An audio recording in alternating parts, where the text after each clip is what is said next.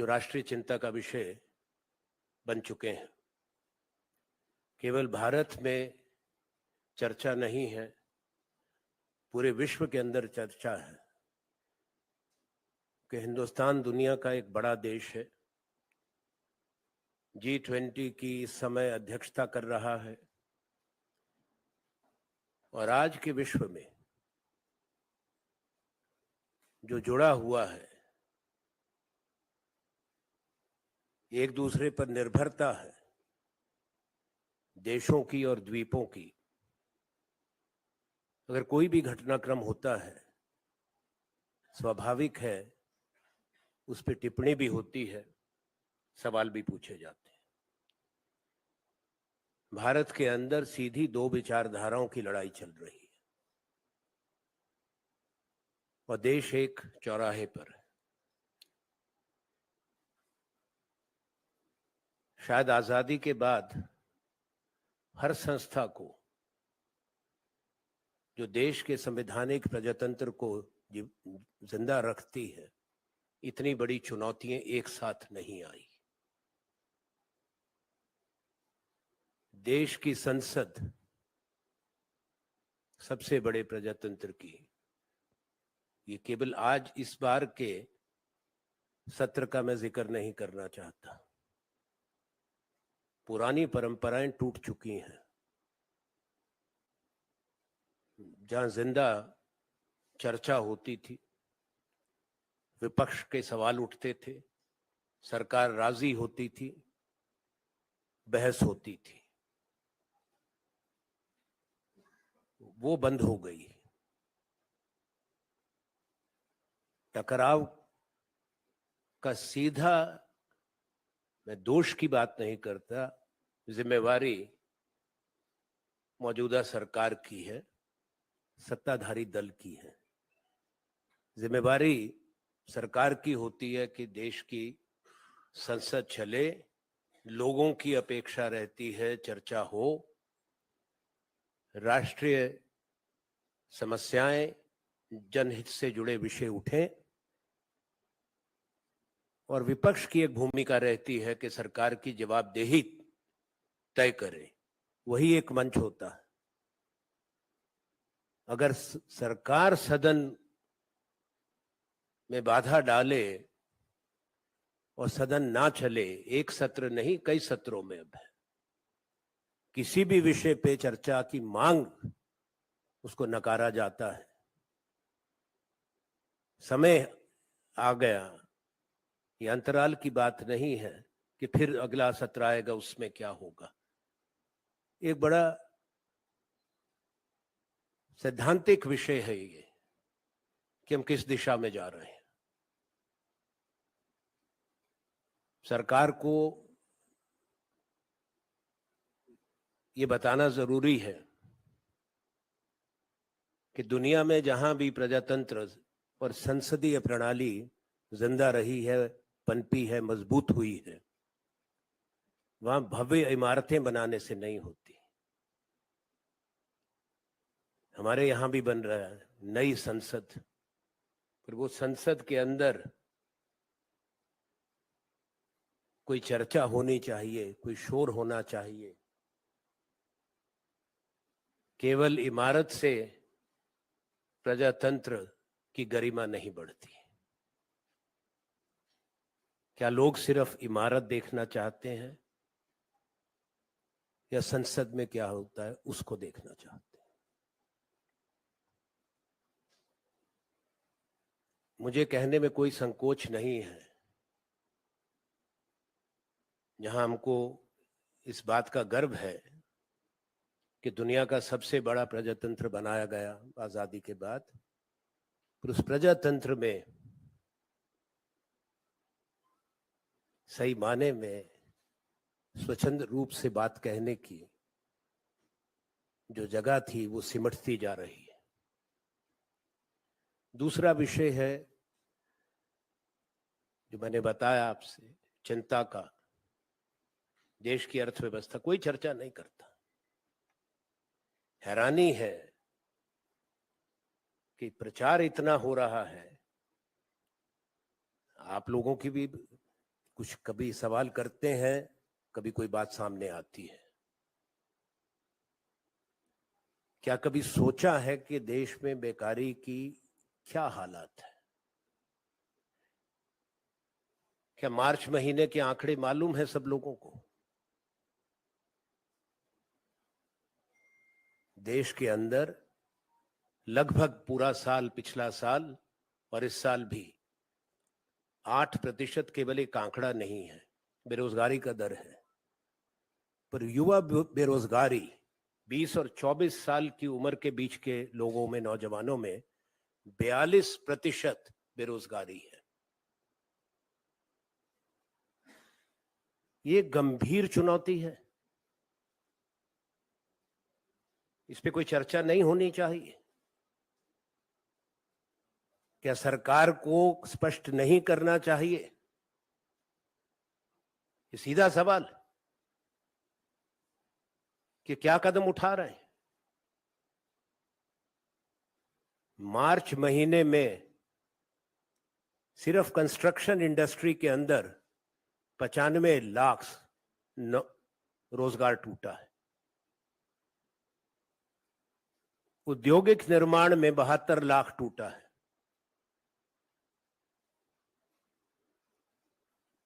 और retail sector के अंदर 65 लाख टूटा है।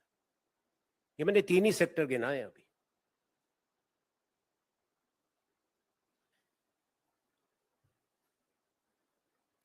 तीसरा विषय जो चर्चित भी है कि हमारी यहां एक नियम और कानून पर देश चलता है, संवैधानिक प्रजातंत्र को एक बड़ी चुनौती है, खास तौर पे जब विपक्ष और विपक्ष के नेता निशाने पर रहते हैं। भारत की न्यायपालिका के लिए, हमारे प्रजातंत्र के लिए और विशेष तौर पे मैं कहूंगा हमारे जुडिशरी के सामने एक बहुत बड़ा इम्तिहान का समय है। व्यक्ति विशेष की बात नहीं है।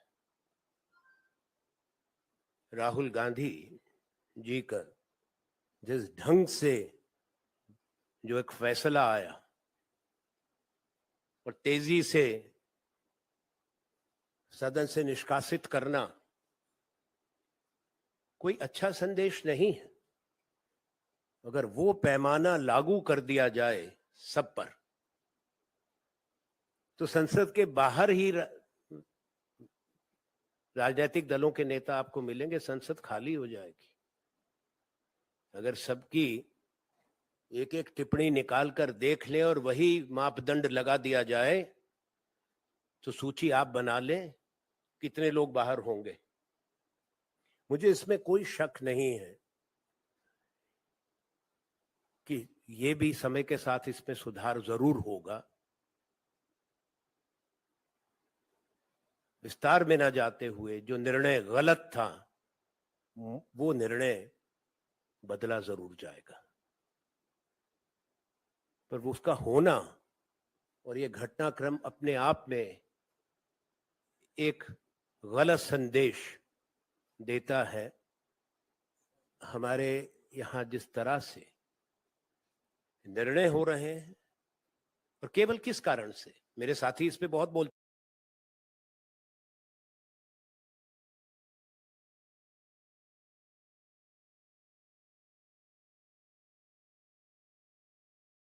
चुके हैं संगठन की तरफ से, मैं उस पर कुछ नहीं कहना चाहता। क्या भारत की संसद में पहले नई सरकारों ने आलोचना देखी थी? क्या सरकार पर हमले नहीं हुए थे सदन के अंदर? क्या आरोप नहीं लगे थे कि पहले की सरकारें, पहले के प्रधानमंत्री, उन्होंने जेपीसी नहीं बनाई थी?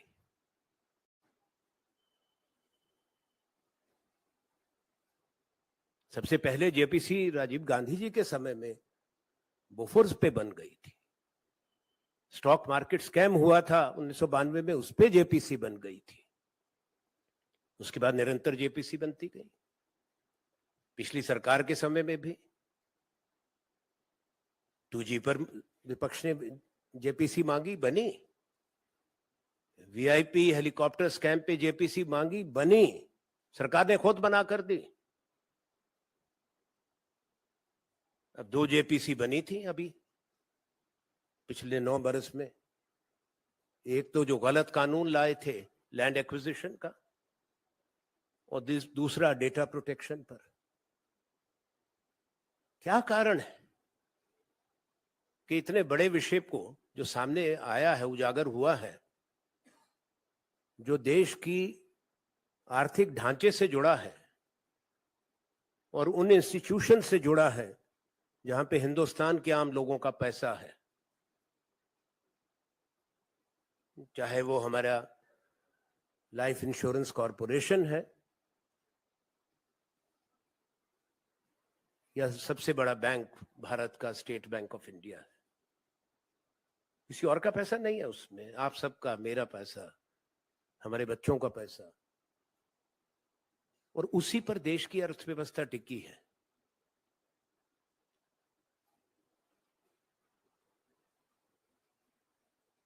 राजनीति के शोर में और जो माहौल है, मैंने जैसा जिक्र किया, इसमें कटुता है, टकराव है, बड़ी तस्वीर हम देखना छोड़ चुके हैं। शायद समय आ गया है, इस देश को गंभीरता से सोचना पड़ेगा एक कानून बनाने का, मोनोपोलीज को खत्म करने का। इतनी बड़ी खाई बन चुकी है अमीर और गरीब के बीच में, वो चर्चा का विषय देश में नहीं रहा।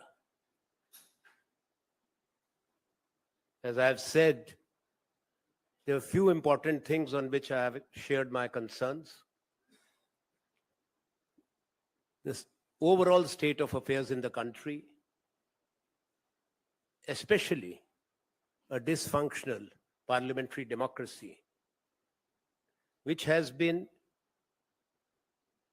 undermined, pulverized, paralyzed by design, not by default.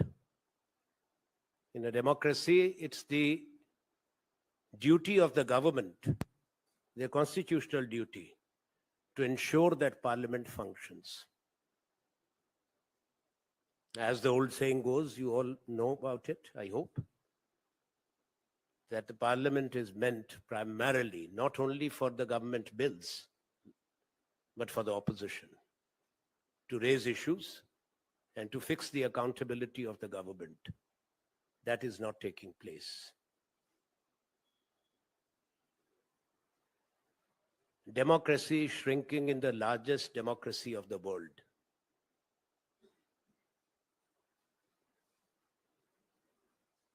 And magnificent buildings, new building. I have not seen any major democracy in the world obsessed with a new building of parliament, and parliament doesn't function. And you're celebrating the building, not worried that it is not meant to be a monument, but it should be alive. The government has questions to answer.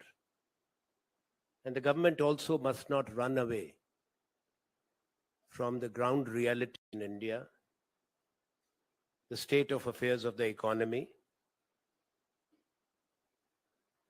its monumental failure in the management of Indian economy,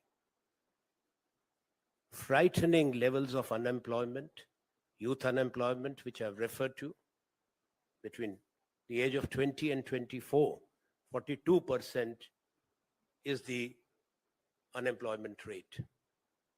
I've given the details of 3 important sectors where heavy job losses have taken place in the month of March itself. Construction, industry, manufacturing industry, and the retail sector. If you add up Are we marching forward or backward? That's the question. Surely, if you have to listen to the finance minister or the propaganda machine of the government, everything is fine. There's nothing wrong. It's high time those questions are asked. I've raised some other issues. It's not a question of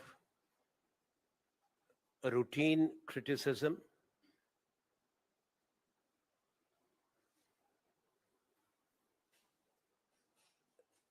There are issues which have found resonance of concern nationally and globally. Much has been said also about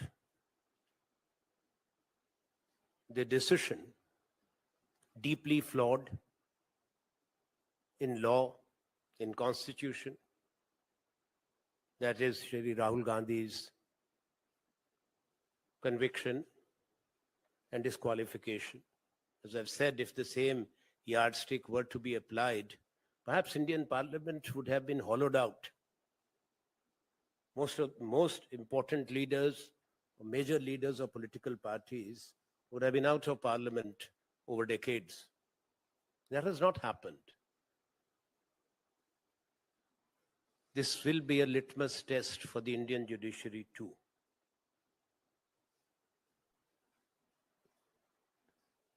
I have no doubt what is wrong will be corrected. A flawed decision in law will be reversed. And I say that with my understanding of law and constitution. This is not the forum to argue or to add to what we have said and my colleagues have said recently when we talk to the media across the country. And I have myself spoken in great detail in the press conference in Bengaluru. I know today is a day when media attention, as I was told by Sunil Prabhu, is elsewhere. But if there are any questions which are relevant to the issues that I have spoken about, please do ask me. I don't come every day. If anybody has questions, I will take it quickly, and thank you.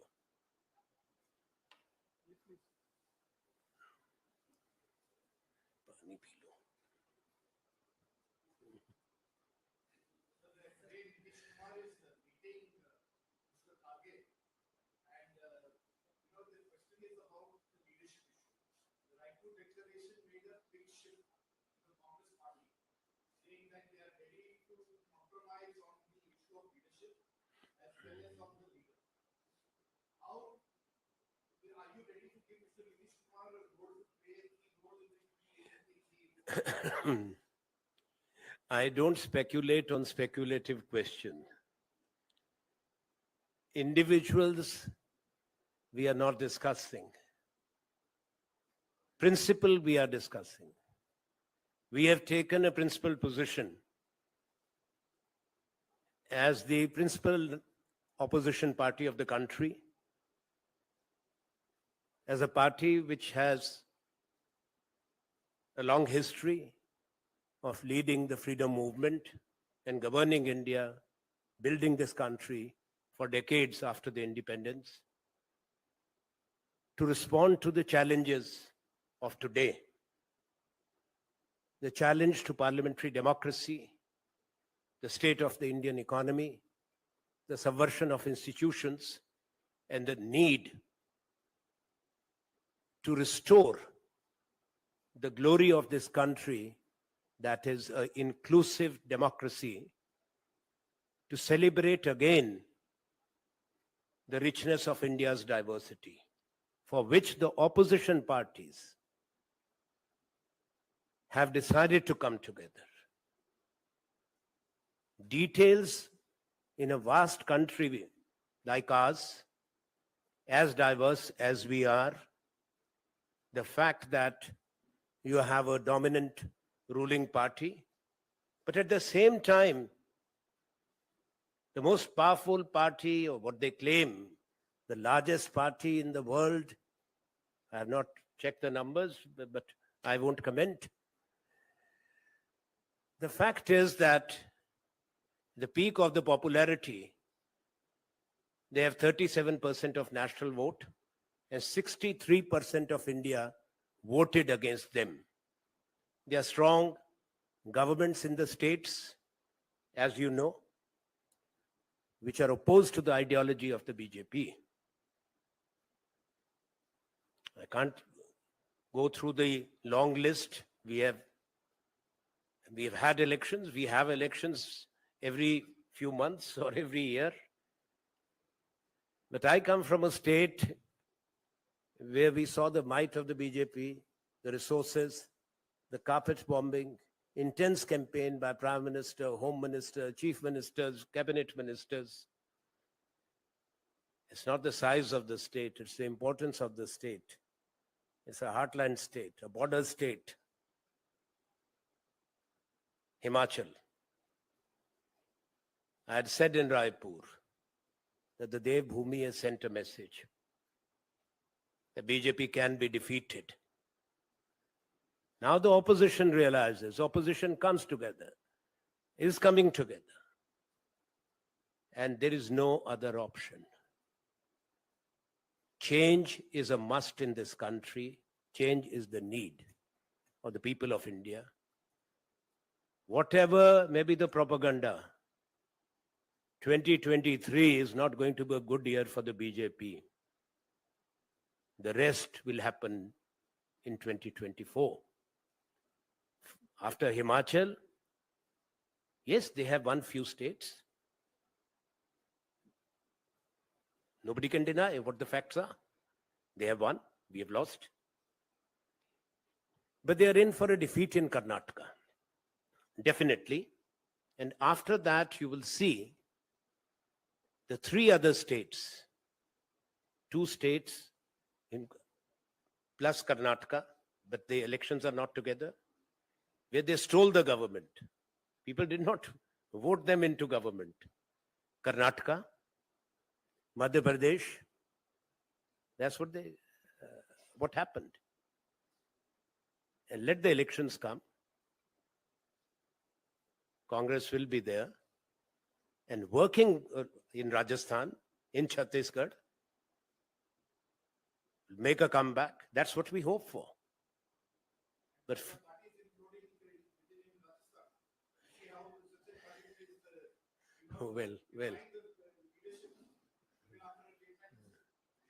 well, party has taken a very clear view. We have a popular government and a chief minister who is delivering. If you look at the policies, the recent schemes and the decisions and the schemes announced in the budget, they've gone down very well with the people of Rajasthan. We are more focused as a party in strengthening and also the party, but also ensuring as a government their effective implementation of the schemes which people have welcomed for the renewal of a mandate few months down the line in Rajasthan. I said so. Your question I've answered. We are committed. For us, the larger national objective is important, and that's what Congress will strive for.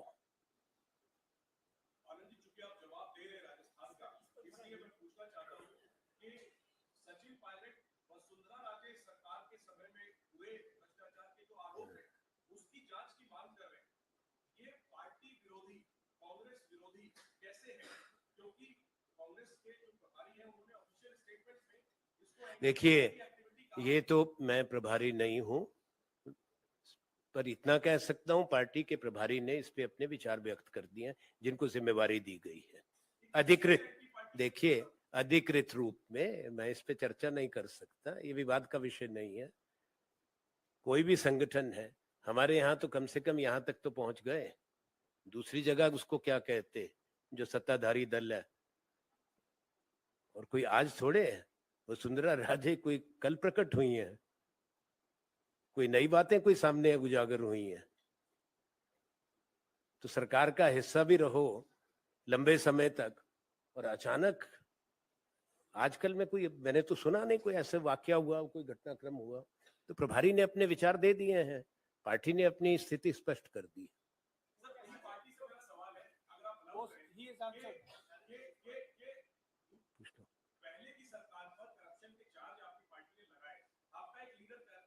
मैंने इसका सवाल का जवाब दे दिया। I can't have a discussion. Party के अपने नियम होते हैं कि क्या चीज अनुशासन की परिधि में है, क्या अनुशासन के बाहर है।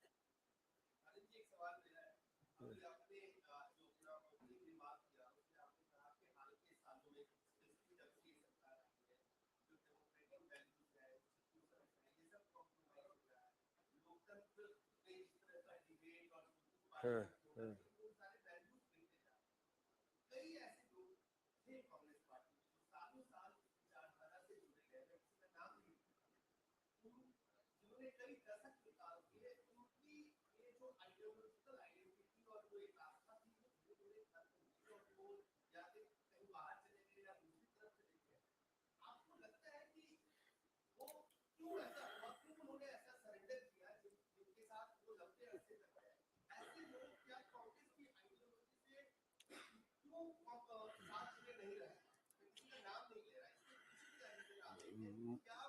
मुझे नहीं लगता कि, देखिए, राजनीति में जो आवागमन है, मतभेद है दलों के अंदर, कई बार मतभेद के साथ साथ गुटबाजी भी है, वो कोई नई बात नहीं है, हर राजनीतिक दल में रहा है। वो कोई पहला वाक्य नहीं है कि लोग राजनीतिक दल छोड़ के जाते हैं या अपना अलग रास्ता चुनते हैं। हर दशक को देख लीजिए, हमेशा होता रहा।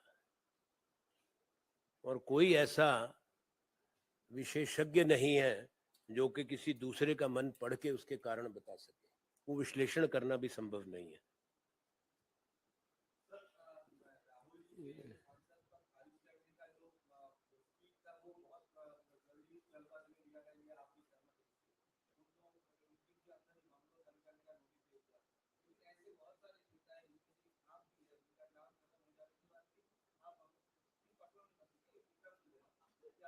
नहीं, कोई हंसने की जरूरत नहीं, आप प्रश्न करें।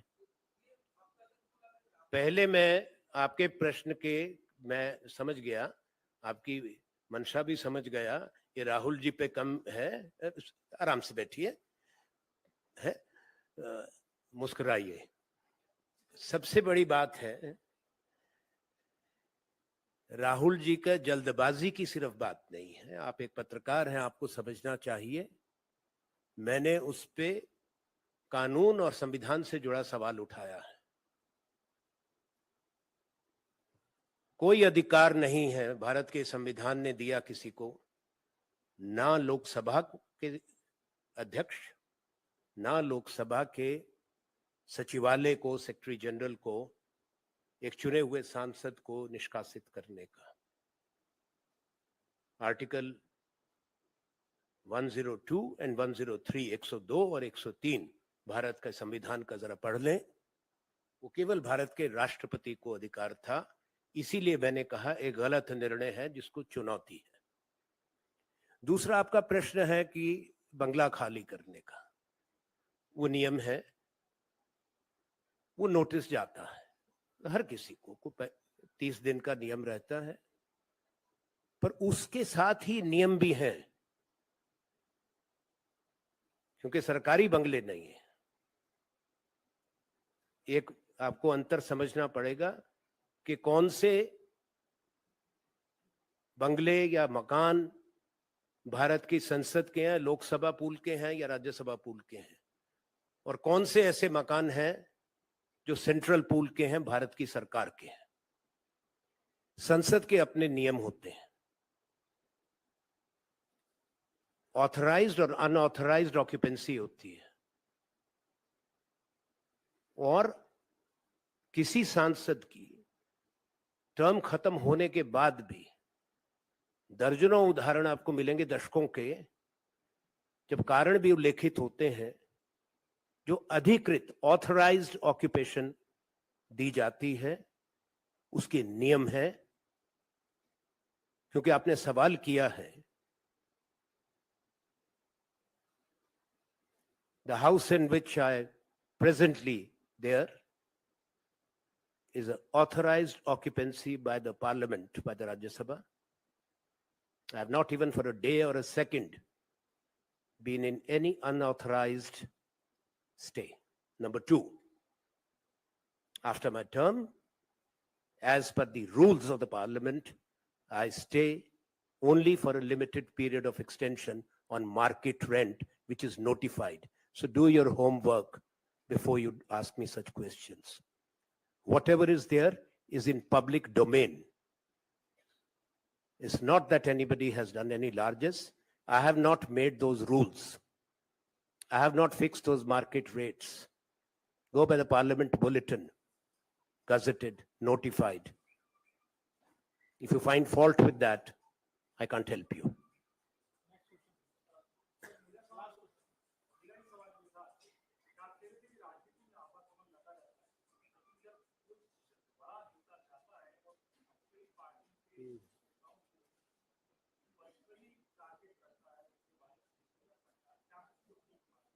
देखिए,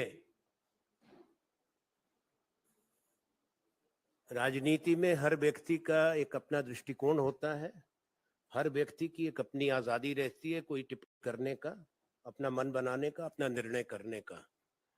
मैं अपनी टिप्पणी पर, अपने निर्णय पर तो कुछ कह सकता हूं, किसी दूसरे के निर्णय पे, किसी दूसरे के कथन पे उसका विश्लेषण नहीं करता। वो मेरी कभी आदत नहीं रही है। पर एक चीज जरूर है, राजनीति में स्वाभाविक है कि मतभेद होंगे, दलों के बीच में भी, विचारधाराओं के बीच में भी, और दलों के अंदर भी मतभेद रह जाते हैं, दृष्टिकोण अलग अलग होता है। दुर्भाग्य आज की राजनीति का ये है कि मतभेद जो स्वीकार्य है वो मनभेद में बदल गए हैं। ये दुर्भाग्य। धन्यवाद। Thank you very much.